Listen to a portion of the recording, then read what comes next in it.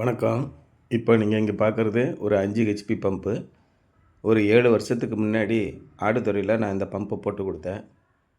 இப்போ டிரைவு வந்து ஃபால்ட் ஆயிருச்சு.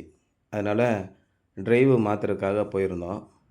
இந்த சோலார் பேனல் வந்து 12 வருஷம் மேனுஃபேக்சரிங் டிஃபெக்ட் வாரண்டி, 25 வருஷம் பெர்ஃபார்மன்ஸ் வாரண்டின்னு குடுக்குறாங்க. இந்த டிரைவ் வந்து 1 வருஷம் ரீப்ளேஸ்மெண்ட் வாரண்டி, 5 வருஷம் சர்வீஸ் வாரண்டி குடுக்குறாங்க.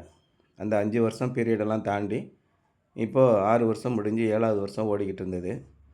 அதுவும் பார்த்திங்கன்னா ஒரு 3 மாதமா அதை யூஸ் பண்ணவே இல்லாமல் போட்டதுனால எறும்பு உள்ளே புகுந்து திரும்ப திடீர்னு வந்து ஒரு நாள் ஆன் பண்ணும்போது உள்ளே ஷார்ட் ஆகி அந்த போர்டு எரிஞ்சிருச்சு.